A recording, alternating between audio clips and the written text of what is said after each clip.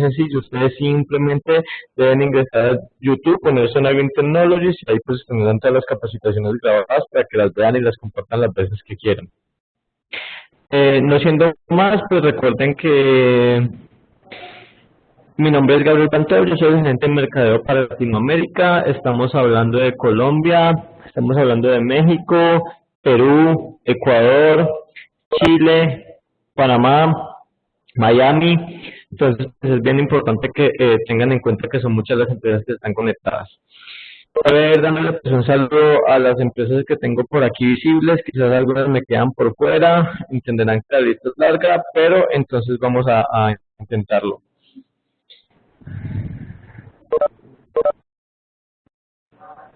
Regálenme un momento, vamos a darle sonido. Aló.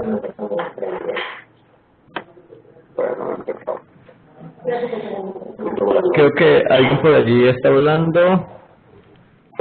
Voy a cancelar el sonido a los ingenieros que pues están entrando y no pueden hacer parte del presentador. ¿Estás frente a tu máquina? Creo que tengo varios ingenieros que se están metidos en el chat. Listo. Eso no pesa mucho. Un momentico, por favor.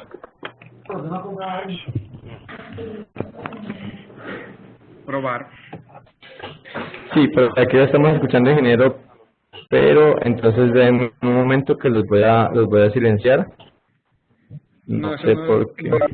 Tengo que volver a pedir la cotización y ver, pero sí tenemos que hacerlo porque eso es importante para nosotros. O lo otro es que lo compres tú por tu lado. Pero es que son $500 anuales.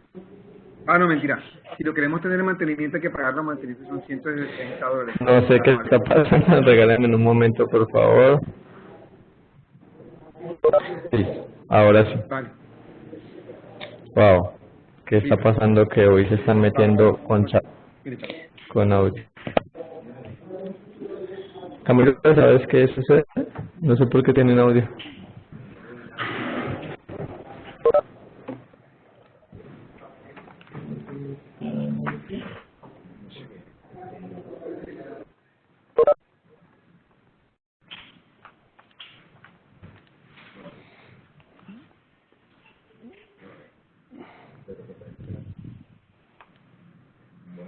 Voy a quitarlo y voy a volver a conectar.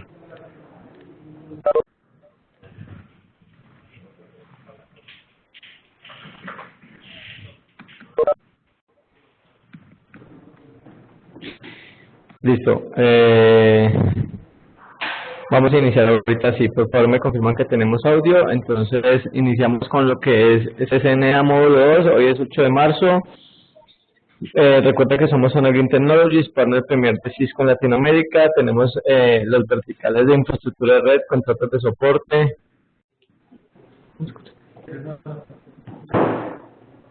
infraestructura de red, contratos de soporte, servicios administrados, comunicaciones unificadas, data center, monitoreo y administración de red.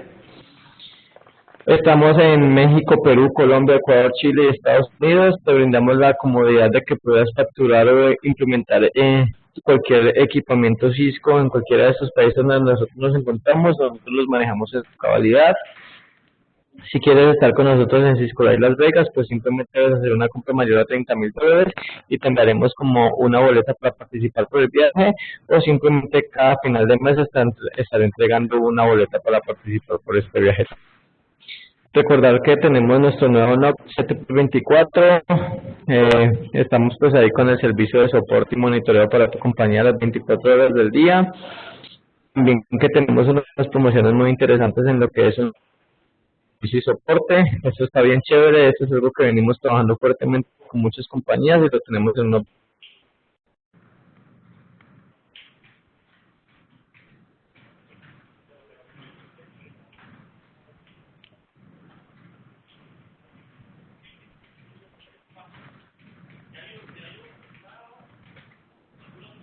Vamos a trabajar el mismo módulo 2, pero pues trataremos de darle continuidad a los temas que hemos venido manejando los últimos días. Y para todos los que me siguen preguntando preguntando cómo hacer para la presentación, cómo la pueden tener. Es muy fácil, ingresas a YouTube, metes una Green Technologies y ahí la va a tener. Les prometo que este viernes van a tener montadas todas las presentaciones que hemos venido teniendo desde CNA. No las he montado porque estaba haciendo una recopilación, pero ya para este viernes las voy a montar y las pueden tener ahí a la mano. Nomás recuerde que tengo a los ejecutivos aquí a cargo para cada una de sus cuentas, o más fácil, si usted tiene un requerimiento me lo envía a mercadeo@zona.com.co y yo se lo direcciono a quien estará a cargo. Somos Zona Green Technologies, pero en el primer de Cisco le vamos a dar el paso a Camilo Villota, que es nuestro gerente de preventa para Cisco. Estaremos por ahí escuchando la capacitación de él y recuerden que tenemos un chat para preguntas y respuestas a lo que ustedes necesiten. No siendo más, démosle paso a Camilo Villota y estaremos por aquí conectados internamente.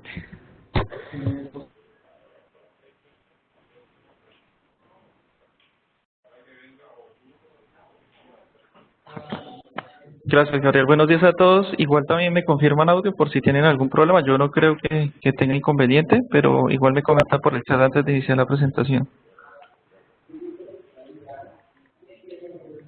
Listo. Para los que no se han conectado, yo por ahí les escribí en el chat.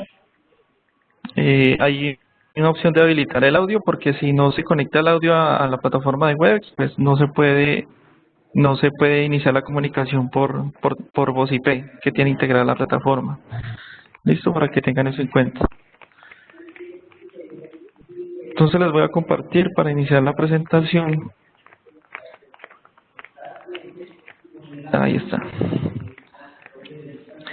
Habíamos quedado entonces el miércoles anterior en el tema básico pues de la parte de Ethernet, ¿no es cierto? Digamos que eran conceptos que se habían estado utilizando hace algún tiempo, que han cambiado.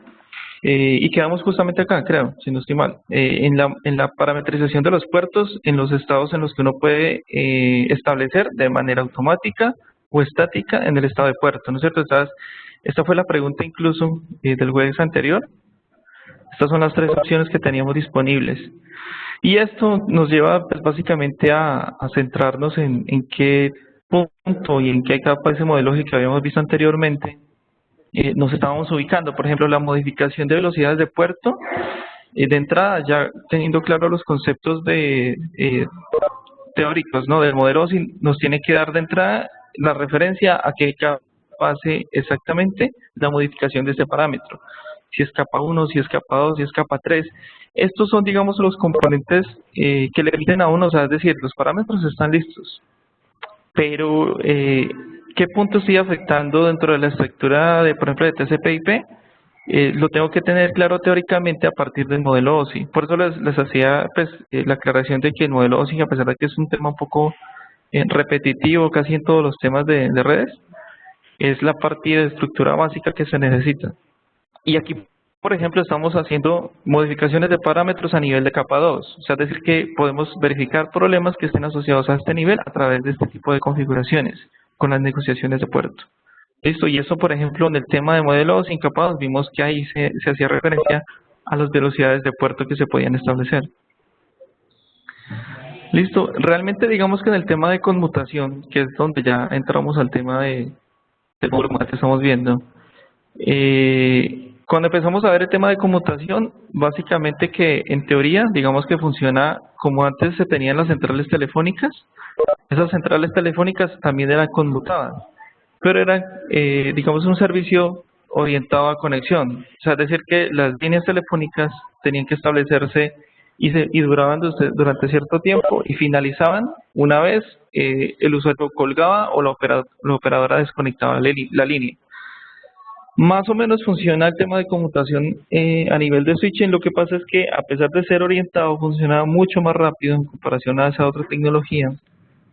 Y esa eficiencia hace que básicamente, pues digamos que la entrega de los datos sea mucho más eficiente y la comunicación sea mucho más rápida con el paso del tiempo. ¿Cuál es el funcionamiento básico de un equipo de estos? Es que en realidad lo que tenemos dentro de la caja como tal es una estructura de matriz. Entonces tenemos es una relación, lo voy a rayar acá. La carpeta es así. Entonces sería sería una matriz en donde hago yo la relación Adri, entre dirección MAC y el número de puerto.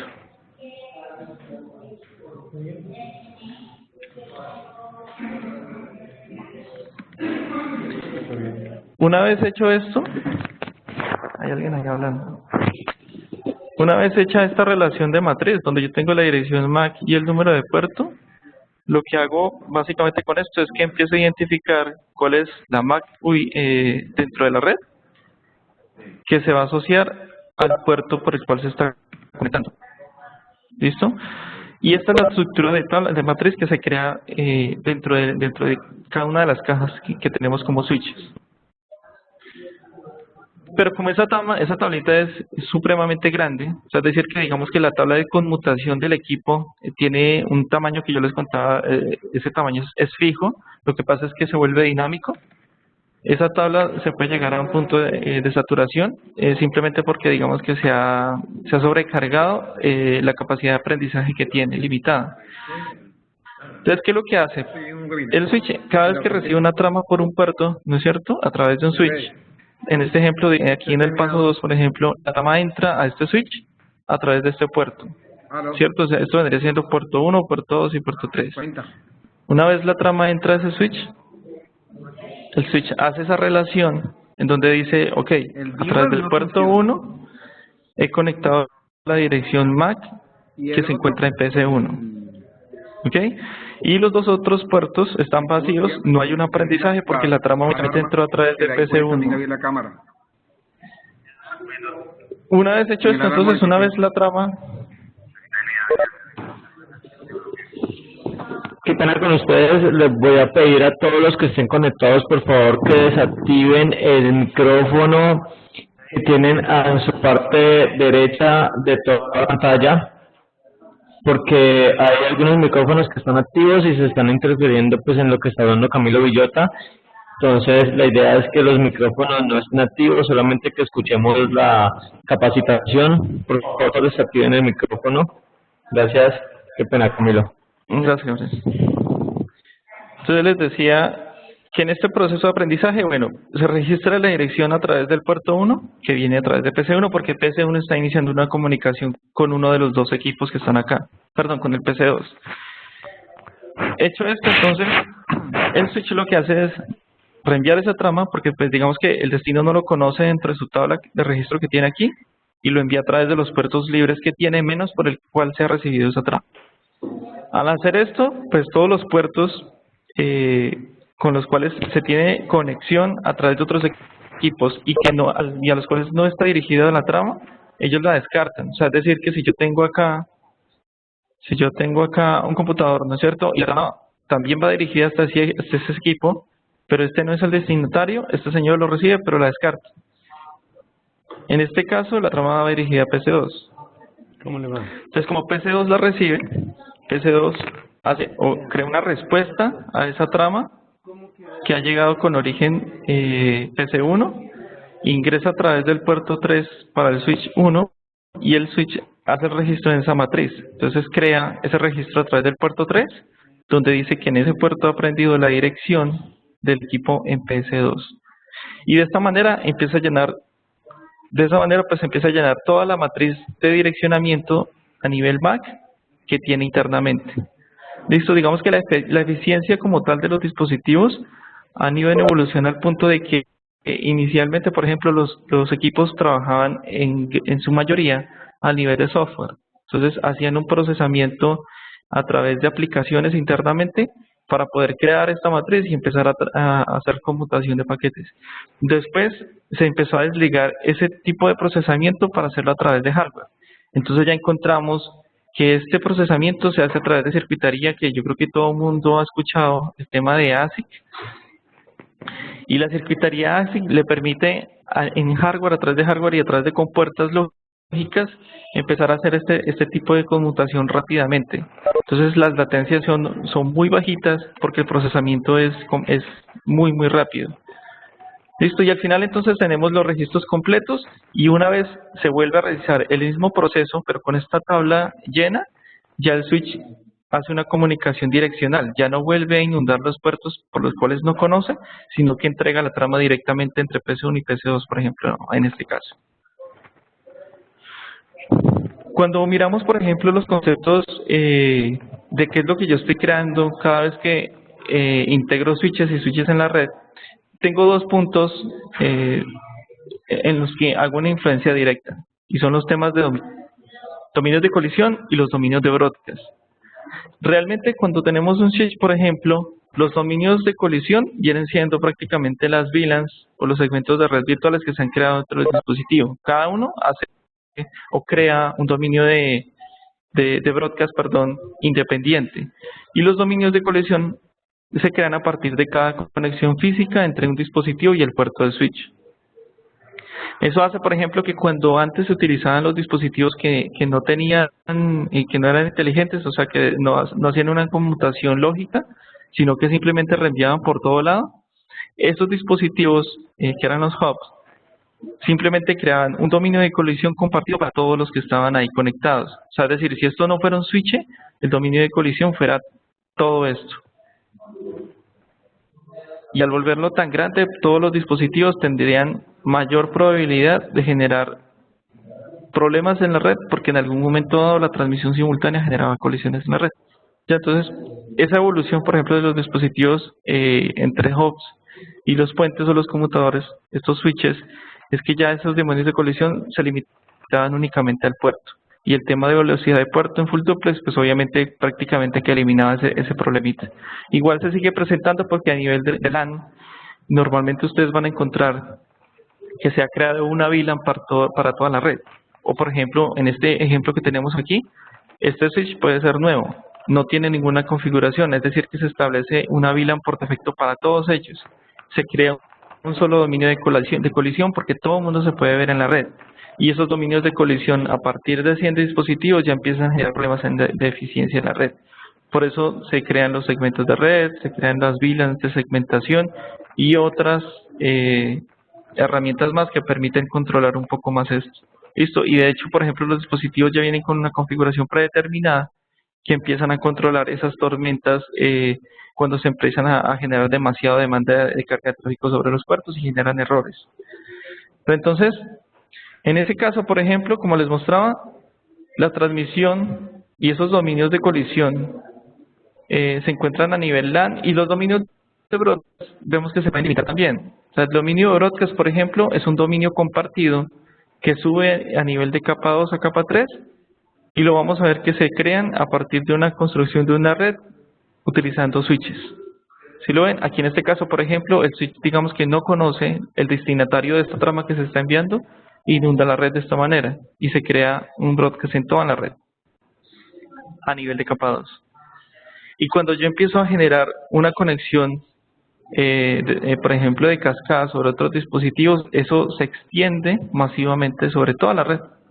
Y tengo esos comportamientos deficientes donde los equipos empiezan a tener carga de procesamiento que no es necesaria mientras están en ese estado de aprendizaje y de llenado de esas tablas de direccionamiento mal. ¿Listo? Esto se puede controlar mediante algunas configuraciones y temas de diseño, básicamente porque siempre va a existir de alguna manera los dominios de colisión y los dominios de broadcast, simplemente con una diferencial de tamaño. Esto impacta directamente a un concepto que se llama latencia de red. Y esa latencia de red, para los que no tengan claro qué es ese tiempo que se toma un paquete en ser puesto en el medio a través de la tarjeta de red, atraviesa toda la red, cualquier dispositivo que esté en el medio, y es recibido en el extremo.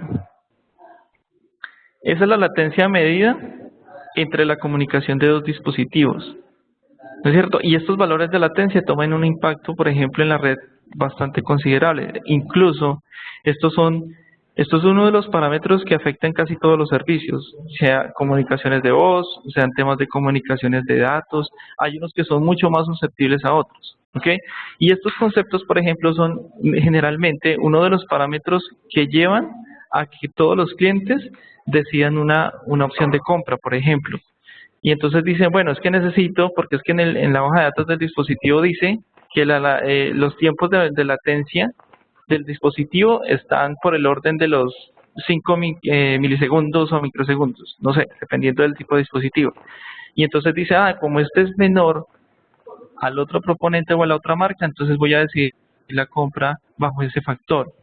Y ese factor, por ejemplo, es un poco arbitrario dependiendo de cómo lo estamos viendo. Entonces, acá les voy a mostrar un poco más para que tengan claro y no se engañen en cuanto a estos conceptos. La latencia, de hecho, es uno de los valores de medición para todos los fabricantes para hacer un poco más atractiva la venta del producto, ¿no es cierto? Entonces ellos dicen, tenemos en especificaciones técnicas los mejores tiempos a nivel de latencia de red. Pero entonces la pregunta es, ¿cómo midieron la latencia? O sea, realmente, ¿cuál es el concepto técnico de medición que ellos tienen? Hay varios tipos de medición de latencia sobre los dispositivos. Entonces, están estos tres. Y principalmente están el tema de FIFO, LIFO y LILO, ¿cierto? Cada uno pues, significa lo que está aquí en la diapositiva. Y esas tres maneras de medición conllevan a un resultado completamente diferente. De hecho, algunas tienen digamos que se utilizan para cierto tipo de arquitectura de dispositivo. Entonces, una vez entendido eso, una vez yo he tenido claro que hay tres tipos de medición, yo cómo me doy cuenta que el fabricante está haciendo esa medición, o sea, es decir, ¿cómo hago para saber si lo que me está vendiendo el fabricante en ese producto con una latencia tan baja con respecto a otro fabricante es realmente un valor de medición preciso de lo que yo estoy buscando? Entonces, ¿qué pasa? Esto no es arbitrario, ¿no es cierto? O sea, los temas de medición están especificados, hay 3 RFCs donde uno hace referencia a los temas de terminología a los cuales se aplican los temas de latencia y otros 2 RFCs donde se especifican los métodos de medición a través de cierto tipo de parámetro de medición, FIFO, LIFO, LILO, ¿ya? Eso en concepto como tal lo que se utiliza. Entonces, una vez hecho esto, el fabricante decide cuál de los 3 puede utilizar, incluso eso puede ser a manera de conveniencia de la marca como tal o de beneficio del producto frente al cliente.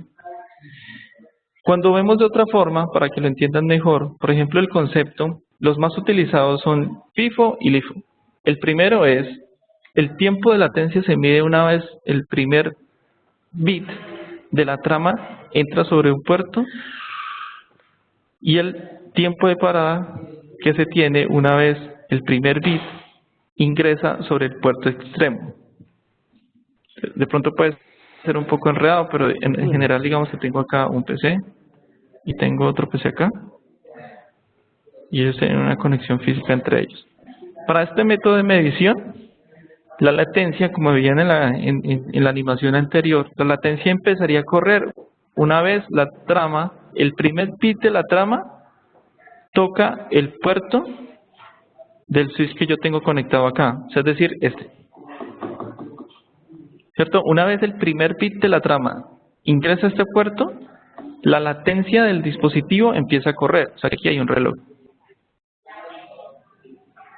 Y se detiene ese tiempo de medición de latencia una vez el primer bit de la trama ingresa sobre el puerto de salida, sobre este puerto.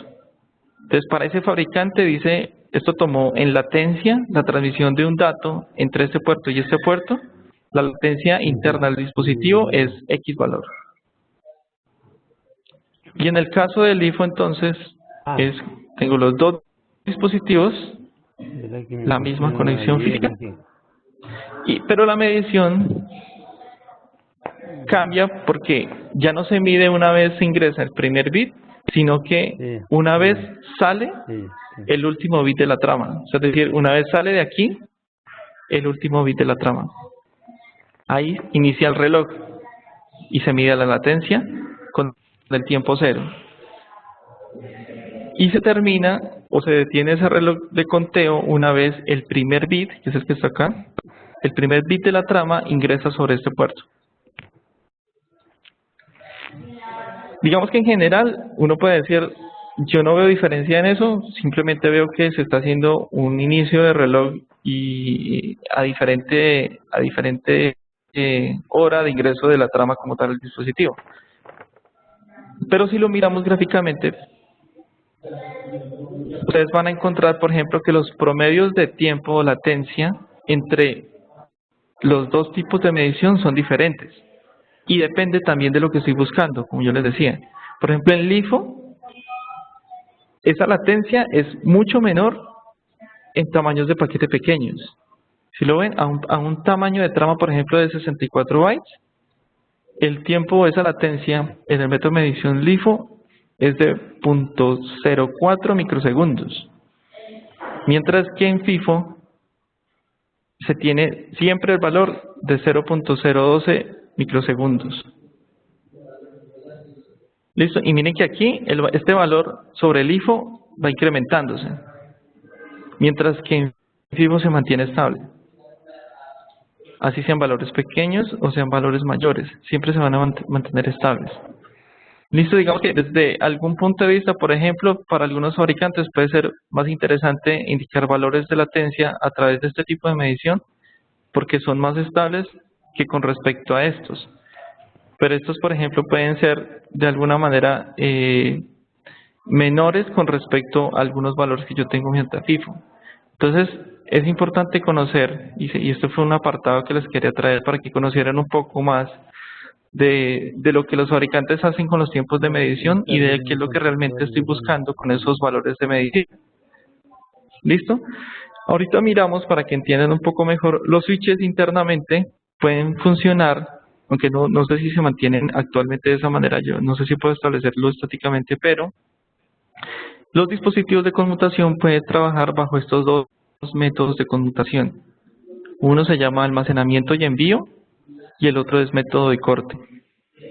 Estos dos generan una latencia en el procesamiento de tráfico. Y esto sí, digamos que este procesamiento es directamente impactado sobre el performance de la red. Lo que pasa es que el funcionamiento de los equipos tiene que muchas veces establecerse en modo tránsito. Es decir, hago por ejemplo primero y una vez hecho esto y sacado una información básica de este tipo de conmutación, entonces ya pasamos a que es mucho más rápido y evito temas de errores en la red. Listo, y esto genera un impacto importante. Entonces, miremoslo para que lo tengan claro. Y dependiendo de por ejemplo, de la arquitectura de conmutación del equipo, también se puede utilizar una metodología de medición de latencia. Miren que para latencia, para almacenamiento y envío, se utiliza el método de medición LIFO y para el método de corte se utiliza FIFO. ¿Ok? Vamos a cerrar acá entonces.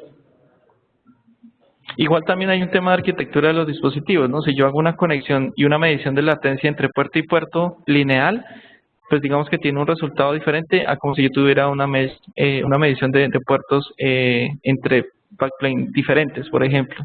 Digamos que la arquitectura también tiene que tenerse en cuenta a la hora de la medición para tener valores reales. Listo, pero bueno, el concepto como tal, y es importante que lo tengan en cuenta, esa latencia se mide una vez el paquete entra y sale. Listo. La congestión de la red es un tema, por ejemplo, que se ha superado con el tema de full duplex, aunque simplemente es importante tener en cuenta que si yo tengo dispositivos que funcionan de manera no inteligente como un hub, voy a tener problemas de colisiones y congestión en la red, básicamente por el funcionamiento de la arquitectura del equipo. ¿Listo? Los dominios de colisión, como yo les decía, son separados de los dominios de broadcast a través de dispositivos de capa 3. Entonces, al final, por ejemplo, si yo quiero encerrar un dominio de colisión, yo lo puedo hacer a través de un puerto que esté configurado a nivel 3 y creo un dominio de colisión general y un dominio de broadcast para el segmento NR1. ¿No es cierto? Y el dominio de colisión se cuenta, digamos que individualmente a través de los puertos de conexión de los equipos. ¿Listo? Los puertos que yo tengo habilitados en la red, entre ellos. Cada uno suma un dominio de colisión independiente y un dominio de broadcast general porque se hace parte de ese puerto de conexión del router. Y otro dominio de broadcast por acá, y otro dominio de broadcast por acá, y otro por acá. ¿Listo? Y dominios de colisiones por aquí. Y eso es a nivel de arquitectura que yo empiezo a tratar de definir cuántos dominios de colisión tengo y de qué tamaño van a ser. Listo, sigamos por acá.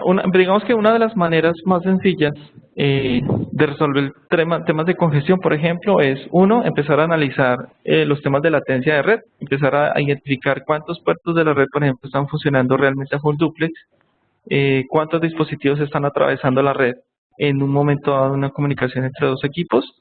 Lo normal, por ejemplo, o lo ideal, es que en una comunicación LAN, así sea bastante extendida, el número de saltos dentro de la conmutación sea máximo 3. O sea, es decir, que el paquete atraviese 3 dispositivos en su camino antes de alcanzar el final. Con eso yo aseguro, por ejemplo, que las latencias por lo menos están dentro del margen de lo aceptable.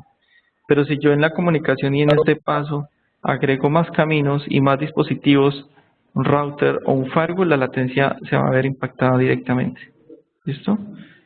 Entonces, en temas de diseño hay que empezar a tener en cuenta la latencia a partir de cuántos saltos estoy atravesando en la red.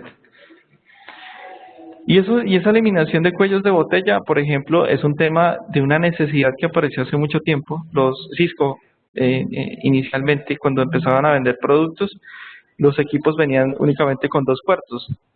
Bueno, hablo de los routers, ¿no? Y los switches eran limitados, habían pocos puertos.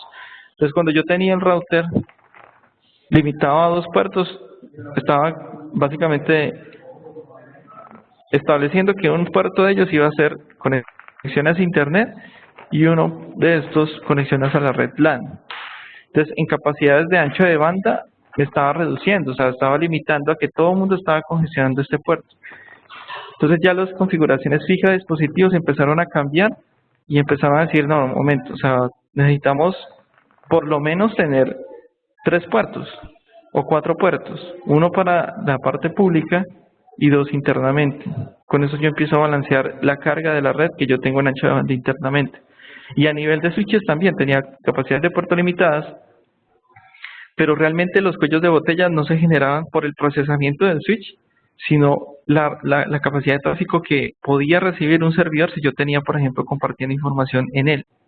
Entonces, como yo estaba limitado a que, bueno, todos aquí tienen 1 giga de transmisión, por ejemplo. Todos tienen 1 giga sobre este switch, pero yo solamente tengo 1 giga de transmisión sobre este equipo. Entonces, estoy armando un cuello de botella en este puerto porque el flujo de tráfico está limitado al ancho de banda de este equipo cuando posiblemente todos podrían transmitir al mismo tiempo a ese servidor. Entonces, ¿qué pasó? Se utilizan ya parámetros de Ethernet que permiten agregación, donde yo sumarizo los anchos de banda de estos puertos y le agrego virtualmente, digamos, el ancho de banda físico que yo tengo en cada uno de ellos. Entonces, si yo utilizo 4 puertos, pues serían 4 por giga. Y ese sería el total de ancho de banda disponible para todos estos equipos que están acá. Listo, digamos que el tema de cuello de botella lo reduciría sustancialmente comparado a lo que yo tenía anteriormente.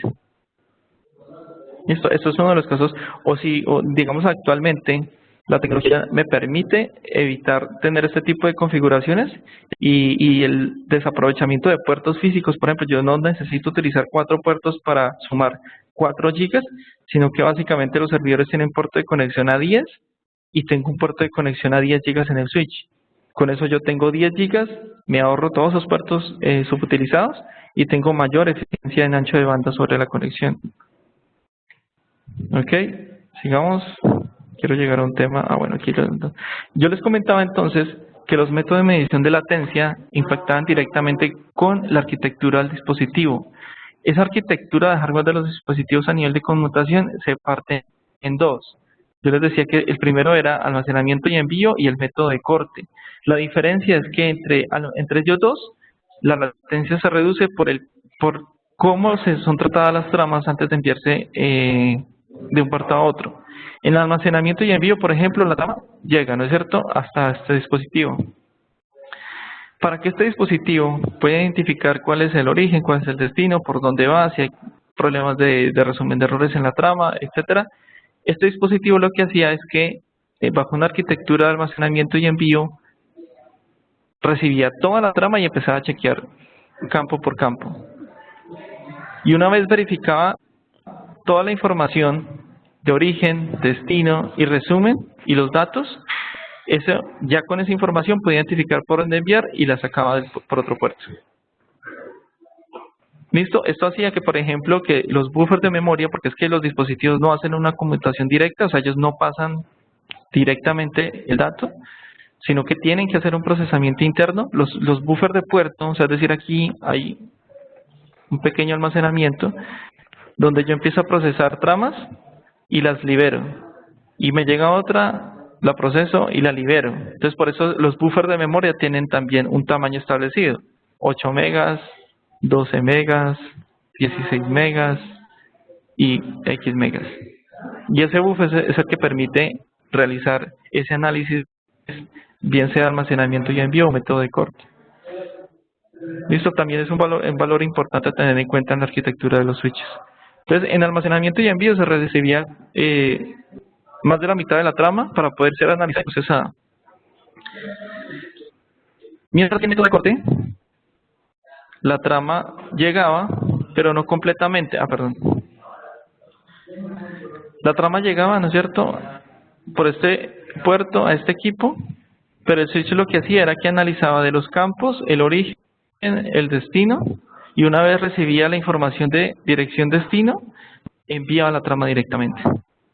Esto que hace que los tiempos de latencia sean menores aquí, sean mayores acá, pero acá tengo una verificación de errores, o sea, tengo una comprobación más eficiente de errores, mientras que acá no tengo una comprobación de errores. O sea, que puedo producir temas de errores de colisión, por ejemplo, en el procesamiento de información a través de este método. Pero entonces, como yo no puedo establecer la arquitectura del dispositivo, bien sea en esta o en esta, porque quiero tener menor latencia, pero mayor probabilidad de errores en la transmisión, entonces lo que hacen es que los equipos funcionan durante cierto tiempo en este tipo de arquitectura, y una vez establecido, digamos, unos márgenes aceptables de transmisión, pasa a este otro funcionamiento para volverlo más eficiente. ¿Listo? Entonces, con esto, por ejemplo, por eso les decía, la medición de latencia como tal y el método de medición también tenía un impacto directo, porque si yo utilizaba un método de medición donde se está utilizando este tipo de arquitectura, los valores finales o los resultados iban a ser muy diferentes a otro tipo de medición donde yo utilice el método de corte. ¿Listo? Y eso es importante, no solamente, y por eso a veces muchos clientes o nosotros como usuarios finales nos dejamos deslumbrar por los valores de performance de las hojas de datos, cuando en realidad a veces tenemos información que no es o no corresponde a lo que yo estoy buscando realmente. Ok, sigamos esto. Sigamos esta parte porque quiero mirar una parte de seguridad. Listo, sigamos. Ok, aquí.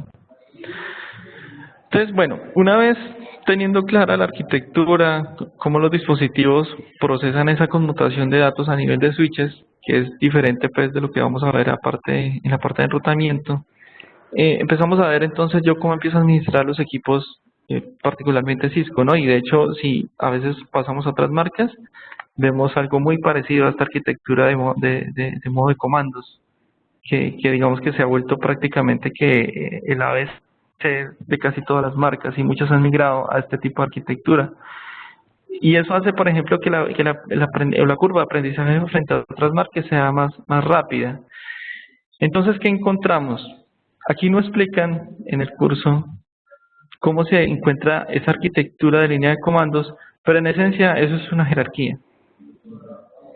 Una jerarquía que empieza a desprender cada una de las opciones de configuración que yo tengo alternativas. Y cada una de ellas desprenden otra más. Ese orden jerárquico entonces nos lleva a que tengamos un poco más claro en dónde estamos posicionados una vez estamos modificando algo.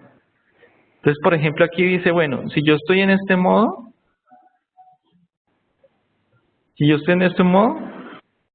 estoy en un modo que se llama modo usuario y que solamente tengo herramientas de diagnóstico. Entonces, si yo estoy viendo desde este punto de vista, la característica por la cual me identifico que estoy en ese modo es este símbolo. Y me ubicaría prácticamente, de cierta manera, no es así del todo cierta, pero me ubicaría prácticamente en la raíz de esta jerarquía. Entonces aquí estamos así. Y una vez empezamos a avanzar en esa arquitectura de línea de comandos, nos empezamos a dar cuenta que empezamos a avanzar en puntos específicos de la arquitectura del equipo, de lo que sea, switch, router, firewall, lo que sea. Entonces, por ejemplo, si yo estoy sobre este modo y tengo herramientas de diagnóstico, podría ser herramientas de diagnóstico a nivel de toda la jerarquía, ¿ya? O limitada a un punto en específico de toda la rama que yo tengo desprendida por debajo. Pero si yo ya avanzo entonces y buscamos realizar modificaciones específicas o parámetros de la arquitectura física o lógica del dispositivo, entonces tenemos que pasar a otro modo. Y ese otro modo entonces se llama modo privilegiado y el símbolo que lo identifica es este. Entonces estaría más abajo, entonces estamos acá. Estamos acá y este es el que me permite identificar que estoy ubicado sobre este mismo. Y de ahí se desprenden todas las opciones dentro de la arquitectura del dispositivo. Protocolos funcionales del dispositivo, puertos específicos, configuraciones físicas del equipo de otro tipo diferentes al puerto. Entonces, por ejemplo, si yo necesito modificar una interfaz, digamos que yo estoy acá en este modo, no tengo nada que hacer ahí, tengo que definir por dónde me voy. Entonces, a partir de aquí entonces necesitamos ubicarnos en el puerto Giga X, ¿cierto? X1, por ejemplo. Este tiene 48, tengo en el X1. Entonces, una vez entro en el X1, ya puedo ingresar a todas las opciones de configuración que tiene disponibles ese puerto, porque estoy dentro del mismo. O sea, es decir, este es el puerto y estas son las opciones que se desprenden por debajo de él.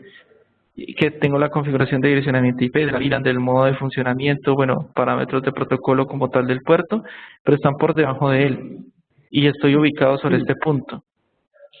Si no es temas de puertos físicos, sino temas de protocolos, entonces estoy por otro lado. Y ese también se desprende dentro de la jerarquía con otras opciones internas que le permiten modificar parámetros específicamente de este protocolo. ¿Listo? Y si estoy ubicado entonces por debajo de las opciones de él, necesito devolverme y me puedo devolver a este punto o simplemente devolverme a la raíz. ¿Listo? Entonces, en esencia es una jerarquía, lo que yo les digo. Entonces, están esos dos modos que les decía. Está el modo usuario, que es el que se identifica con ese símbolo de mayor que. Y está el modo privilegiado, donde ya tengo permisos, como lo dicen, privilegiados, para modificar parámetros del dispositivo. ¿Listo? Y sobre ellos mismos tengo cualquier cantidad de opciones disponibles. ¿Listo? Aquí, por ejemplo, como yo les decía, dentro de la jerarquía, entro a la parte de modo usuario, ¿sí o no? Sigo, modo privilegiado.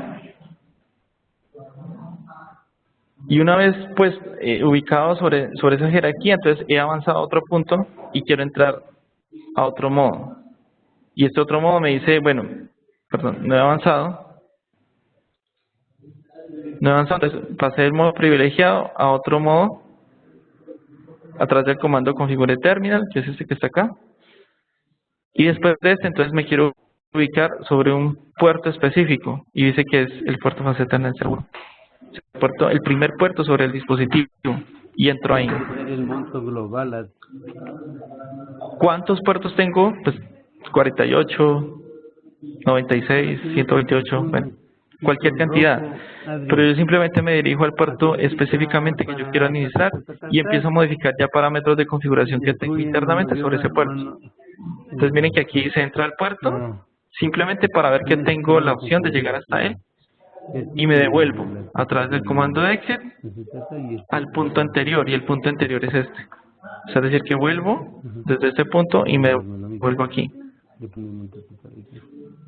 Listo, y con exit nuevamente, entonces salgo de aquí y me devuelvo al superior, que es el modo privilegiado solito. Listo, entonces, en esencia es eso, o sea, es tener claro que es una jerarquía a la cual yo avanzo y me devuelvo siempre que modifico algún parámetro. Hay herramientas que facilitan esa administración, ¿no? Entonces, por ejemplo, esto es viejo, ya no prestan atención, pero por ejemplo, de la administración, por ejemplo, a través de parámetros SNMP, como una herramienta predilecta, la herramienta Cisco Prime. Entonces Cisco Prime permite hacer esa administración no por línea de comandos como la estábamos viendo acá, a través de comandos ejecutados sobre el dispositivo, sino una herramienta visual, donde me muestra, por ejemplo, la topología de la red, puertos disponibles en el dispositivo, y desde esa plataforma visualmente puedo realizar modificaciones de configuración sobre cada uno de los equipos de manera más amigable. Pero es una herramienta opcional. Se compra si se decide esa herramienta porque facilita el uso o el tiempo de operación es menor. Pero la herramienta está disponible sobre esa marca, sobre cualquier marca. ¿Listo? Y facilita mucho esa complejidad a veces que para muchos administradores les conlleva el tema de línea de comandos. Entonces, por ejemplo, parámetros de configuración básicas, yo puedo modificar la hora del dispositivo, que para muchos, por ejemplo, es un tema obvio, donde nadie le presta atención a la configuración de la hora del equipo, hasta el día que llega a presentar una falla en la red. Desde el día que se ha presentado una indisponibilidad sobre el dispositivo, se dañó, se apagó, algo pasó, ese día se dan cuenta que la configuración del reloj tiene importancia, porque como se dejó por defecto, la hora no es igual a la hora que yo tengo en tiempo real. Entonces, al final, la hora que me muestra el dispositivo es una hora en la cual el evento sucedió y no tengo ni idea si realmente es el que afectó el servicio o el que afectó el dispositivo. Entonces, es importante que esos parámetros sean configurados como una configuración básica del dispositivo. Bien sea local, o sea, el dispositivo también tiene tal cual un PC, una BIOS que le permite tener esos parámetros funcionando siempre, o dinámicamente a través de servidores que tienen el parámetro de configuración de zona horaria y que le entrega de manera, ¿cómo se puede decir?, más sencilla a todos los dispositivos de red y no solamente a uno. Y sincronizar, que es lo importante, para poder saber cuál de todos fue y a qué horas fue. ¿Listo? Entonces, por ejemplo, cuando se modifican esos parámetros de configuración de hora, simplemente se necesita obviamente saber en dónde está. El comando está en modo de configuración global, no necesita modo de configuración específico. Y ahí empiezo a definir el comando clock y lo acompaño a través de otros parámetros que me permiten ya definir, por ejemplo, con set ya defino cuál es la hora actual en el formato de hora, minuto y segundo. Ya, ¿por qué me di cuenta que es en este formato? Porque le di la herramienta de ayuda signo de pregunta después de este espacio para mirar qué es lo que acompaña este comando. Y así funcionan todos los parámetros posibles dentro de los comandos disponibles. Y una vez hecho eso, entonces yo defino los parámetros como tal. Si yo cometo errores en la configuración, por ejemplo, a mí me muestra este símbolo en donde está ubicado el error y tengo que modificarlo. Miren que aquí se está buscando, este es un parámetro de formato, ¿no? Aquí necesito definir el año. Perdón, el año. Entonces aquí en este formato necesito definir cuál es el parámetro que no es letra, por ejemplo, sino un número que se espera ahí y que lo puede volver válido. Entonces, una vez hecho eso, por ejemplo, cada vez que realizo modificaciones, hay un historial que me puede ayudar a recordar cuál fue el comando que ejecuté anteriormente o para facilitar básicamente la configuración, ¿no? Entonces, el Show History, por ejemplo, me permite ver cuáles comandos yo he ejecutado dentro de un rango de parámetros establecidos. O sea, es decir, por defecto vienen con 50, un historial de 50 comandos.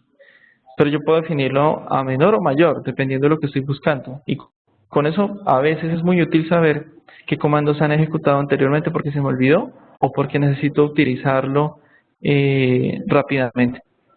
¿Listo? Listo. Entonces, una vez hecho esto, yo también puedo modificar en configuración global que el historial de comandos tenga una capacidad de esas 50 líneas. ¿Ok? O simplemente lo elimino y lo dejo por defecto. O le defino básicamente que no haga un historial de los comandos ejecutados. Listo. Igual tengan en cuenta que cada vez que se inicia una conexión remota con un dispositivo, el histórico se almacena hasta que el usuario se desconecta de ese equipo. Listo, la sesión no queda activa. Todos los equipos, y esto es importante tenerlo en cuenta, tienen una secuencia de arranque. esa secuencia de arranque le permite a uno a veces tener en cuenta cuáles son problemas lógicos y cuáles son problemas físicos. En muchos dispositivos, por ejemplo, los que tienen PoE sobre todo, el switch tiene unos LEDs en algún lado, por acá o por acá, no sé.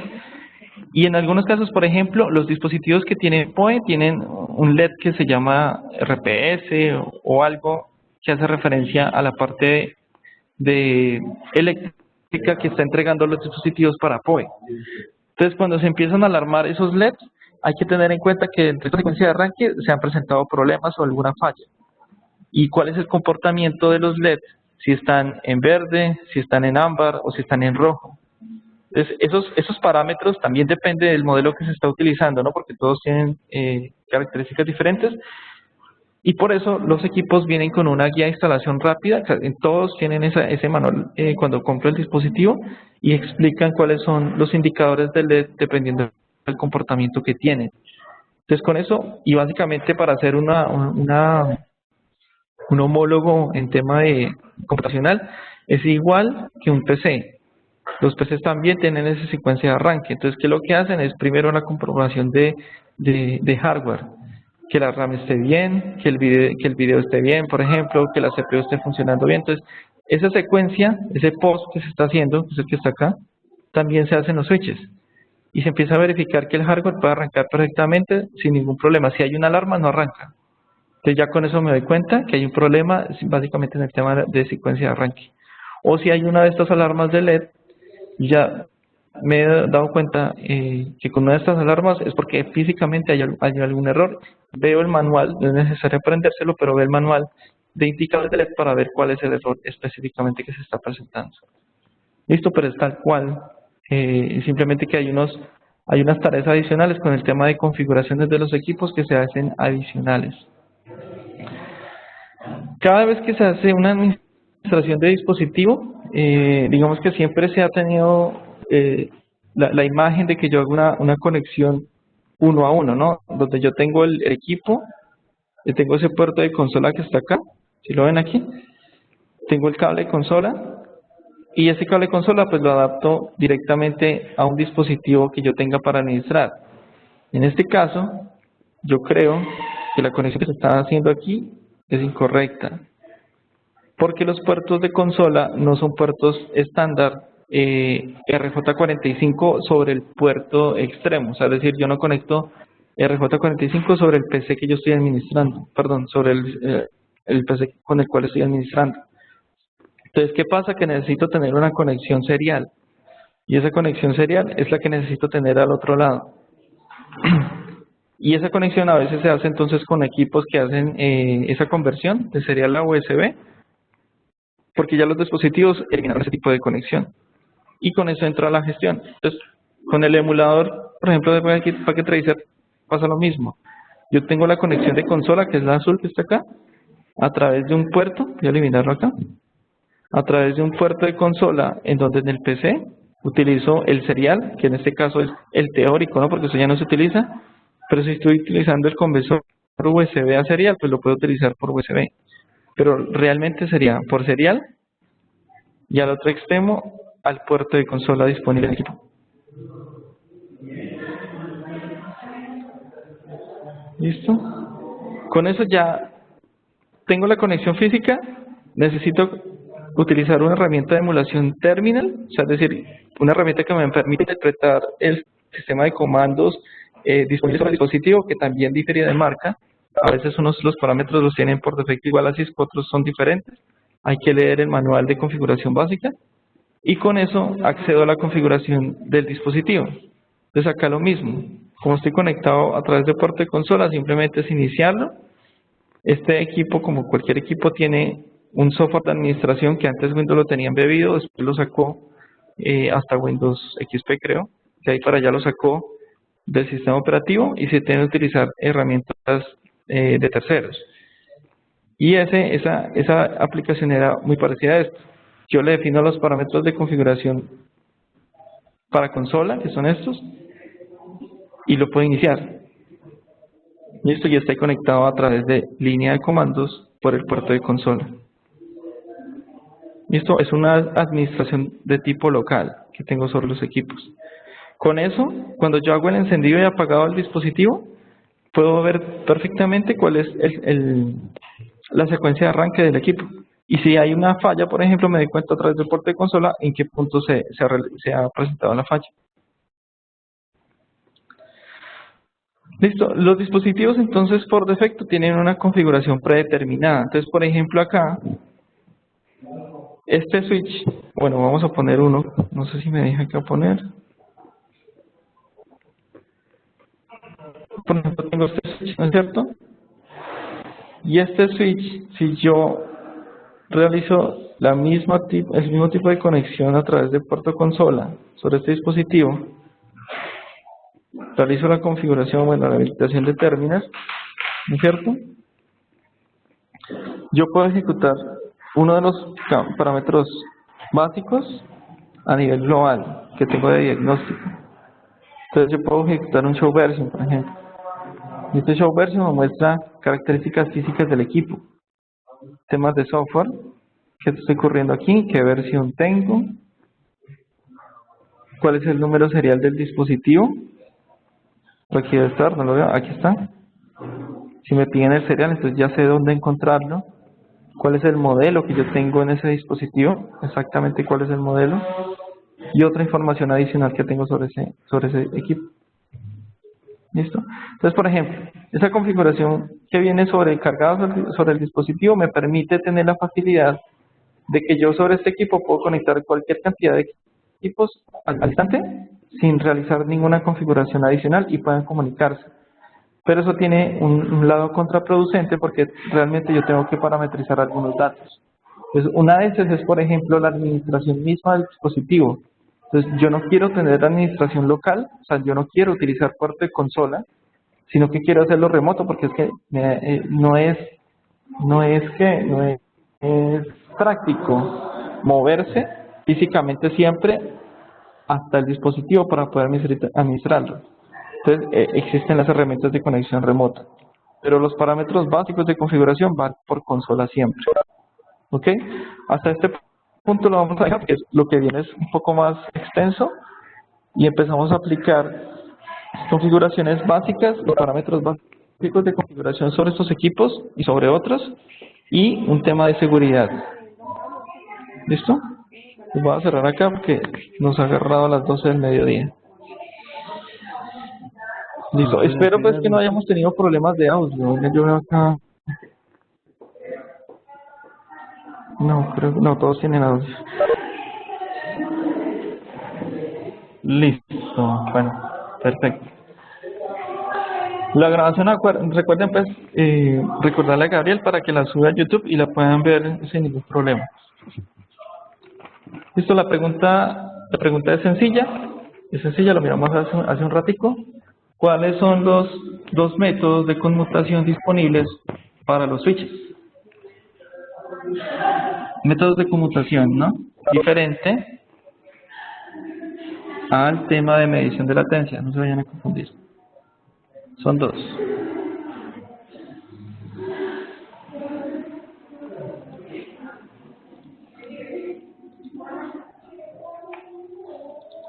Igual, pues yo veo que han estado muy atentos, todos han respondido.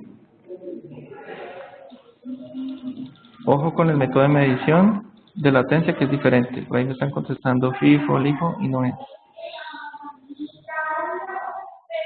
Listo. ¿Miramos, Gabriel? Sí. La respuesta, para que lo tengan en cuenta, es almacenamiento y envío y método de corte. Vale, porque yo tengo por aquí que Aló. David Arturo Sarmiento fue el primero que respondió, pero no. Alexander tampoco. Alejandro Ciprián me dice almacenamiento y envío. Ajá, pero falta el otro. Listo. Diego Colsonito no. Esperanza dice store and forward and control. Espérame un segundo. ¿Quién respondió? Por aquí tengo Esperanza Ávila. Me dice store and forward and control. Correcto. ¿Esa es? Correcto. Lo dijo en inglés, pero está bien. Esperanza Ávila, muchas gracias por contestar. Me pidió que por favor me envíe un correo, te lo voy a escribir internamente. Es mercadeo @zona.com.co. Me cuentas cómo está la ganadora del día de hoy y finalizando el mes estaremos enviando los ganadores y el Muchas gracias a todos por estar conectados. Les voy a tener un correo electrónico con todos los pasos para que activen siempre su audio. En caso que vaya gente pues no requiere activar la llamada por medio del círculo. Se los voy a estar por email. masivo y les voy a estar algunas preguntas que se vienen muchas veces para que estas vean. Muchas gracias a todos los que están ahí. José David, no contestaste antes. Ya mismo voy a organizar un pantallazo para que vea que fue primero que tú. Bien chévere para que la gente se salga de las dudas. Es importantísimo que sepas que Carlos Borges, su respuesta sí la veo reflejada en mi chat que aparece, en mi chat que no aparece. Fueron muchos los que respondieron afortunadamente. Carlos Borges respondió a las 12:02, Alejandro Gitana a las 12:02 también, pero Esperanza Ávila con el primer 2 y pues ahí fue la ganadora del día de hoy. Muchas gracias a todos por estar conectados. Recuerden que mi nombre es Gabriel Santos. Mercadeo, por aquí está Camilo Villota, nuestra gerente de Preventa Cisco, y lo que necesiten estaremos disponibles para ustedes. Si tienen alguna recomendación o algún punto que quieran compartir conmigo, pues simplemente me escriben un correo a mercadeo@zona y yo pues estaré pendiente de responderles a todos. Nos vemos el próximo miércoles, seguimos con el tema de CCNA volumen 2. Muchas gracias, que estén muy bien.